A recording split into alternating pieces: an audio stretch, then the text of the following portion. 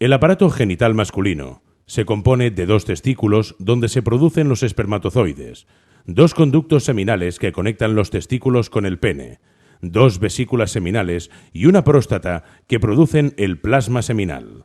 En el conducto seminal se distingue el epidídimo y conducto deferente. En el epidídimo se almacenan los espermatozoides. El testículo está formado por 8 a 12 túbulos seminíferos que se conectan a un espacio reticular, la rete testis. La rete testis conecta con el epidídimo ya fuera del testículo mediante los conos eferentes. El epidídimo es muy flexuoso y estirado, mide unos 6 metros. En él, los espermatozoides permanecen unos 20 días y maduran adquiriendo movilidad. En el interior del túbulo seminífero se distinguen 2 tipos de células, las de Sertoli o células nutricias y las germinales.